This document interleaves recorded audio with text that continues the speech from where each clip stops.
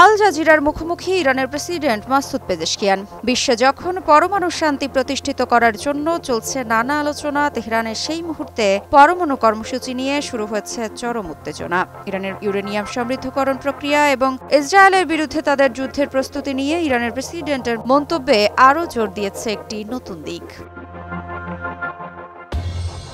গত 12 দিনের সংঘাতের পর আল জাজিরাকে দেওয়া সাক্ষাৎকারে ইরানের প্রেসিডেন্ট মাসুদ পেজেশকিয়ান জানিয়েছেন তারা ইসরায়েলের বিরুদ্ধে কোনো সামরিক পদক্ষেপ নেওয়ার জন্য পুরোপুরি প্রস্তুত। পেজেশকিয়ান আরও জানান, ইসরায়েল আমাদের ক্ষতি করেছে, আমরাও তাদের ক্ষতি করেছি। এই মন্তব্যে যে তীব্র উত্তেজনা সৃষ্টির সম্ভাবনা রয়েছে তা আর বলার অপেক্ষা রাখে না। পেজেশকিয়ান আরও বলেন, আমরা আন্তর্জাতিক আইন মেনে চলব, তবে ইরানের পারমাণবিক উচ্চাকাঙ্ক্ষা সম্পর্কে যে কোনো ধরনের হুমকি এবং নির্দেশ মেনে নেব না। এটি একটি স্পষ্ট বার্তা, ইরান তার পারমাণবিক কর্মসূচির ওপর কোনো ছাড় দেবে না। তার মতে, পারমাণবিক অস্ত্র নির্মাণ থেকে বিরত থাকা তাদের রাজনৈতিক, ধর্মীয়, মানবিক এবং কৌশলগত অবস্থান।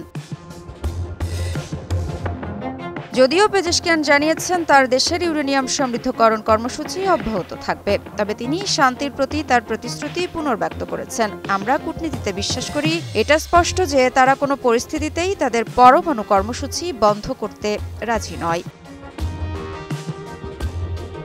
সম্প্রতি 12 দিনের যুদ্ধের পর পেজেশকিয়ান ঘোষণা করেছেন যে এই যুদ্ধের পরবর্তী মুহূর্তে তারা আশাবাদী নয়। আমরা যুদ্ধবিরতির বিষয়ে খুব আশাবাদী নই। পেজেশকিয়ানের এই মন্তব্য থেকে সম্ভাব্য নতুন সংঘাত বৃদ্ধির আশঙ্কা থেকেই যাচ্ছে।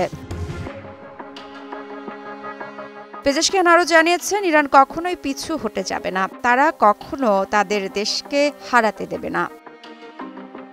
মৃত্তিকা সিনহা বিশ্বাস, নিউজ 24।